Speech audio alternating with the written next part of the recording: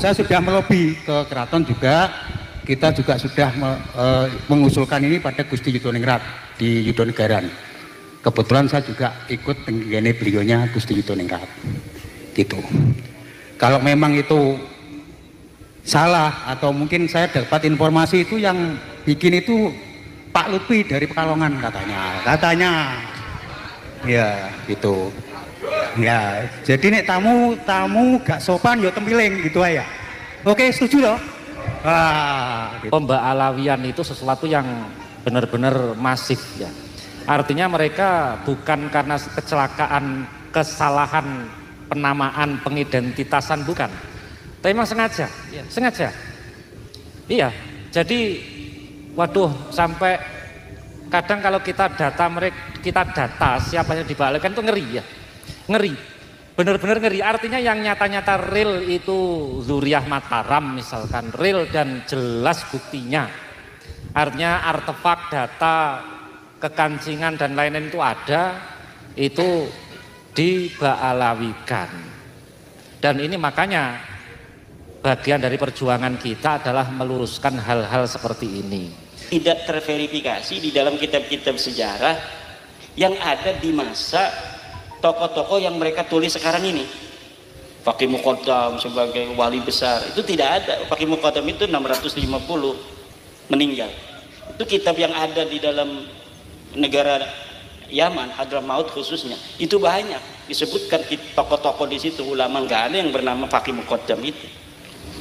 Kalau Syekh Abdul Qadir Jailani, makanya kenapa dari dulu orang Jawa itu ajaran-ajaran thariqah Syekh Abdul Qadir Jailani begitu itu dapat diterima dan mengakar karena memang sosoknya jelas. Ibu sekarang ini wali-wali ini gampang diproyeksi.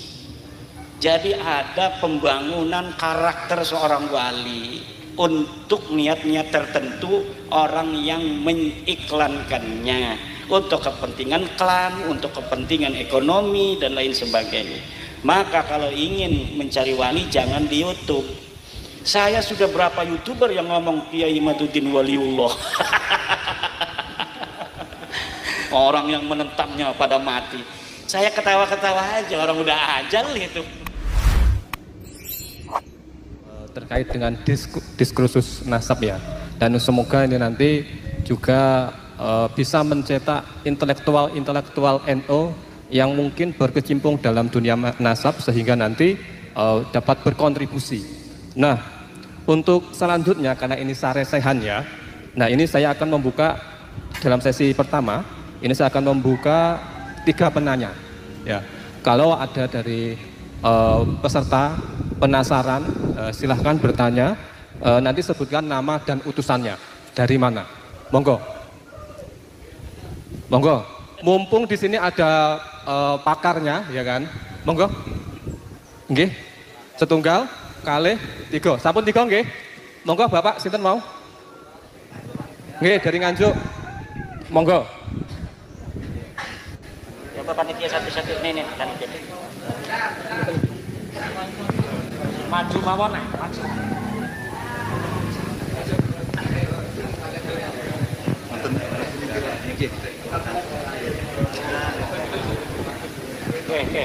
Assalamualaikum warahmatullahi wabarakatuh. Matur suwun wedal ingkang dipun parengaken dhateng kula saking PWI Nganjuk. PWI? Siapa kita? Nusantara. Bagus. Ya. Nyun sewu saderengipun Rama Yai Imaduddin, saya akan bertanya terkait masalah Pangeran Purboyo. Mungkin saking gini Pak dosen juga tahu kalau Pangeran Purboyo itu sepengetahuan saya sesuai dengan silsilah dan kekancingan dari keluarga kami itu kan bin Panembahan Senopati Danang Sutawijaya. Tapi ternyata di situ ada diabaikan dengan Syahid Abdul Ghaffar. Mohon untuk keterangannya kali penjelasan pun. Yang jelas itu saya sudah melobi ke keraton juga. Kita juga sudah mengusulkan ini pada Gusti Yudoningrat di Yudonegaran. Kebetulan saya juga ikut dengan beliaunya Gusti Yudoningrat. Itu.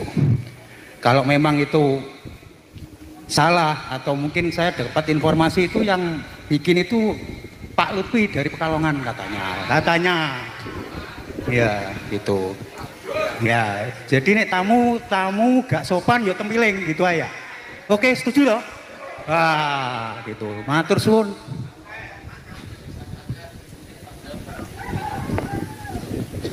Oke, mangke pertanyaannya adalah singkat, jelas, padat, ngoten nggih.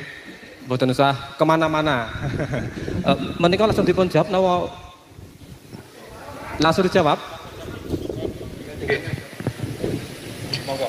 Nggih, terima kasih. Pangeran Diponegoro niku yang jelas. Oh, nggih, Pangeran Purbaya nggih. Sebenarnya banyak sekali nggih tokoh-tokoh dari Keraton Mataram itu yang dibalawikan ke Watah. Yang jenengan aturaken tadi itu kan salah satu contoh nggih. Artinya ya tentu pembalawian itu sesuatu yang benar-benar masif ya. Artinya mereka bukan karena kecelakaan, kesalahan penamaan, pengidentitasan, bukan. Tapi memang sengaja, ya, sengaja. Iya, jadi waduh sampai kadang kalau kita data siapa yang dibalikan itu ngeri ya. Ngeri, benar-benar ngeri. Artinya yang nyata-nyata real itu Zuriah Mataram misalkan, real dan jelas buktinya. Artinya artefak, data, kekancingan dan lain-lain itu ada, itu dibalawikan. Dan ini makanya bagian dari perjuangan kita adalah meluruskan hal-hal seperti ini. Dan memang iya, memang di antara sebagian dari warga NU memang ewuh pekewuh ya. Jangankan kok meluruskan, berbicara secara bengok titik ngono wis rawani ya. Iya. Sehingga sampai bertahun-tahun pembalawian ini berjalan. Nggih, namung ngoten mawon komentar jawaban saking kula nggih. Nggih, saking Romo Yai wonten. Monggo, Yai.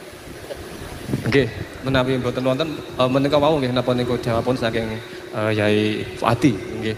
Kegayutan kalian Pangeran Purbaya nggih. Menika yang dimakamkan di Wot Galih nek salah nggih. Nggih, di Wot Masjid Patok Negoro Wot Galih. Nggih, belakangnya Adi Sucipto masuk daerah Masjid Sultani. Itu berarti daerah Berbah ya. Daerah Berbah Sleman. Saya juga sering ziarah ke sana. Dengan Pak Yasir Arafat biasanya. Selanjutnya monggo. Mau sinten? Nggih, monggo. Nggih. Nyuwun sewu saudara. Nyuwun sewu saudara. Sedikit saja saudara. Nyuwun Pak Yai, saya percaya bahkan yakin oleh tesisnya Pak Yai Iman sudah akurat, valid, bahkan lengkap. Walaupun katanya 70 kiai itu masih lebih baik satu Habib. Padahal melawan satu Kiai Iman saja dunia maya sudah kewalahan. Saya itu heran, Pak Dul Kabib Bang Ngalawi ini makhluk apa ya? Kalau Nabi, wali bukan, malaikat bukan, ifrit bukan, tapi bisa mundur-mandir keluar masuk ke surga. Nah ini, apakah ini tidak menyesatkan? Superman juga bukan, malampir bukan. Ini kalau tidak dijelaskan kan kasihan anak-anak santri. Mondok lama, kalau tidak pro sama Habib, neraka. Waduh, ya percuma kalau mondok. Nah, yang kedua, saya mohon ini langsung aja dilaporkan ke pihak yang berwajib. Kalau hanya debat kusir di dunia maya tidak ada laporan, pihak yang berwajib tidak mau menindaklanjuti. Kalau sudah ditindaklanjuti itu kalau sudah ada laporan gitu ya. Apalagi sudah legal, pasukannya PWI juga banyak, sudah kompak. Mohon cepat dilaporkan pada pihak yang berwajib. Sekian, terima kasih. Wassalamualaikum warahmatullahi wabarakatuh.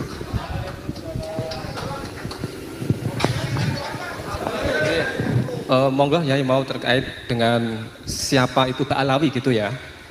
Monggo Yai. Siapa Ba'alawi? Ya orang orang yang terverifikasi sebagai orang mulai abad ke-9 Hijriah. Itu sudah banyak kitabnya itu. Mulai abad 9 mereka menulis kitab, bukan hanya menulis kitab tentang tasawuf yang ajaran-ajaran mereka yang seperti sekarang ini, yang sering dibicarakan oleh penceramah-penceramah mereka, itu sudah ada di abad 9. Dalam kitab Al-Burqa Al-Musyiqa tentang mimpi-mimpi, doktrin-doktrin untuk mengambil otoritas Hadramaut, itu juga dengan apa yang mereka lakukan hari ini. Kemudian di abad 9 juga mereka membangun makam-makam yang diatribusikan sebagai leluhurnya itu, yang orang yang nggak ada itu.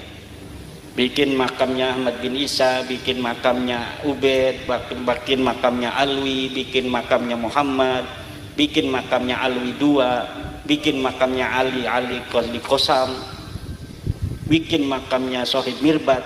Itu di abad 9 semua. Tidak ada itu di Mirbat, misalnya 653 Hijriah itu orang dimakamkan ada di Difar, di Mirbat. Itu tidak ada di dalam kitab. Kitab yang menjelaskan tentang orang-orang yang ada di Difar itu sudah ada. Al-Kamil fit Tarikh, Ibnu Athir sudah mencatat. Imam Al-Qala'i yang hidup semasa dengan Sohib Mirbat. Tapi Sohib Mirbat itu yang katanya guru dari Imam Qala'i tidak disebutkan, tetapi Imam Al-Qala'i disebutkan. Di dalam Al-Kamil fit Tarikh disebutkan, di dalam kitab As-Suluk fi Tabaqatil Ulama wal Muluk disebutkan. Dia sebagai pembawa madzhab Syafi'i di Mirbat, itu Imam Al-Qala'i itu disebutkan. Dan tidak disebutkan dia punya guru namanya Muhammad Sohib Mirbat. Jadi apa-apa yang sudah tulis dalam mereka, dalam kitab-kitab mereka, maksudnya itu tidak terverifikasi di dalam kitab-kitab sejarah yang ada di masa tokoh-tokoh yang mereka tulis sekarang ini. Faqih Muqaddam sebagai wali besar itu tidak ada. Faqih Muqaddam itu 650 meninggal. Itu kitab yang ada di dalam negara Yaman, Hadramaut khususnya, itu banyak disebutkan tokoh-tokoh di situ, ulama. Nggak ada yang bernama Faqih Muqaddam itu. Kalau Syekh Abdul Qadir Jailani, makanya kenapa dari dulu orang Jawa itu ajaran-ajaran thariqah Syekh Abdul Qadir Jailani begitu itu dapat diterima dan mengakar, karena memang sosoknya jelas. Beliau wafat itu sama dengan beda 5 tahun dengan Muhammad Sohib Mirbat. 661 beliau wafat. 61 itu wafat beliau. Itu kitab yang sama yang dicatat oleh orang dengan orang yang hidup bareng dengan Abdul Qadir Jailani, itu sudah ada. Ibnul Jauzi dalam kitab Al-Muntazam sudah mencatat Syekh Abdul Qadir Jailani ulama besar ada di Baghdad. Walaupun Ibnul Jauzi wafat sampai tahun 690-an, tapi dia bersama Syekh Abdul Qadir Jailani puluhan tahun, karena Syekh Abdul Qadir Jailani umurnya sampai 90 tahun lebih. Jadi sekarang ini ada upaya pula untuk mendegradasi kepangkatan wilayah kewalian dari Syekh Abdul Qadir Jailani, bahwa Faqih Muqaddam walaupun di dunia ini pangkatnya kalah dengan Syekh Abdul Qadir Jailani, tapi di akhirat nanti Syekh Abdul Qadir Jailani jadi anak buahnya Faqih Muqaddam. Nah ini yang mereka katakan, coba masih lihat itu di video-video, masih bisa untuk kita lihat. Lah ini apa maksudnya yang begini-begini? Wali-wali udah sih yang maunya Sadiliyah, agungkan Sadiliyah tanpa untuk merendahkan Qadiriyah, tanpa merendahkan Syatoriyah. Dari dulu ulama Jawa begitu. Nggak ada merasa ini lebih tinggi tarekatnya, kita tarekatnya Naqsabandiyah Khalidiyah lebih hebat daripada Naqsabandiyah biasa misalnya. Nggak ada yang begitu. Masing-masing aja ma'rifat billah, menuju Allah dengan cara masing-masing, dengan saling harga menghargai, hormat menghormati. Tetapi sekarang muncul dalam otoritas hegemoni tasawuf Syekh Abdul Qadir Jailani yang disebut dengan Sultanul Auliya, Al-Ashhab ya. Al-Bazul Ashhab, Raja Wali Hitam. rajanya para wali itu kemudian didegradasi oleh dia, bahwa nanti di akhirat pangkatnya kalah karena Faqih Muqaddam wali mastur di dunia. Kalau Faqih Muqaddam wali mastur di dunia, lu tahu dari mana? Lah wali mastur itu nanti sampai akhirat, bos. Ini wali mastur nih. Nih wali mastur itu bukan orang bisa hari ini mengatakan dia wali mastur. Kalau ada orang mengatakan dia wali mastur, berarti dia tidak mastur. Mastur ini begini nih. Kita di dunia ini punya tukang kebon, kelihatannya hina dina, sholat aja kagak pernah kelihatan. Jangan betul-betul kamu itu orangnya berarti. Pas nanti kita sama-sama ada di akhirat, ternyata dia begitu dimuliakan oleh Allah. Itu namanya wali mastur.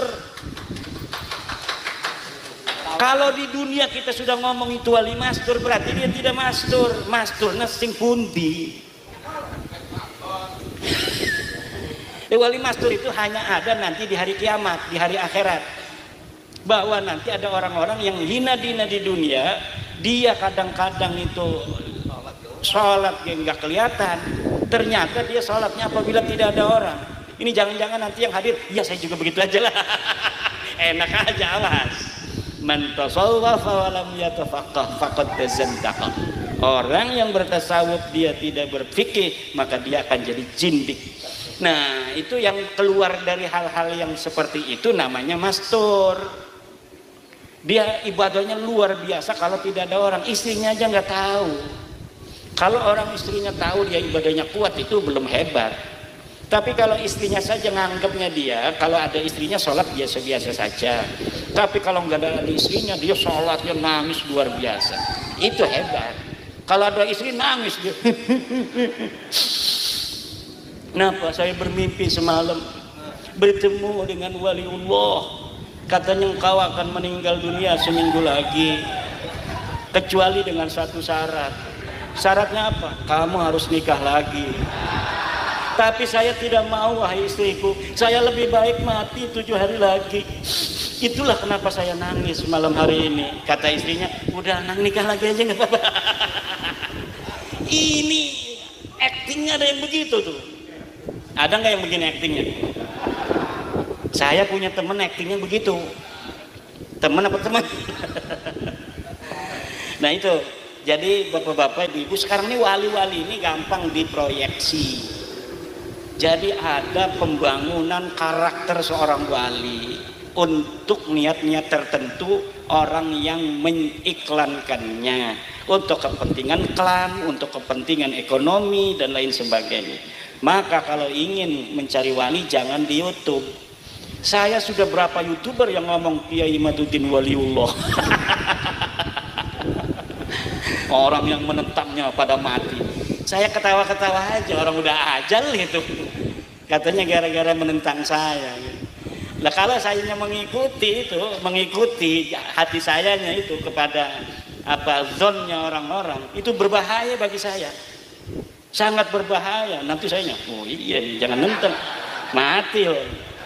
Jangan begitu. Itu kan wallahu a'lam bishawab, kita pun tidak tahu.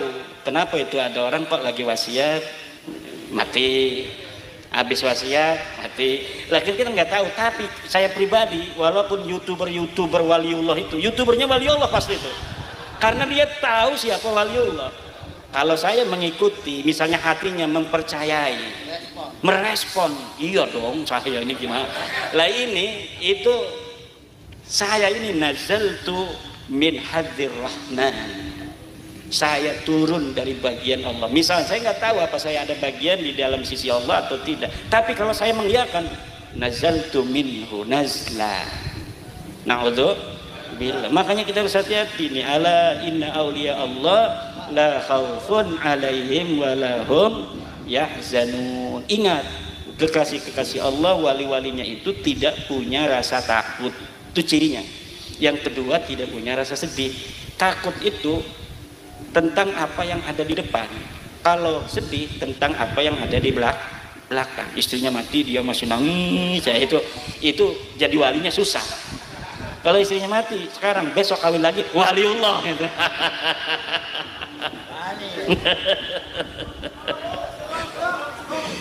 Ini Abah Yayu udah tua juga begini-begini.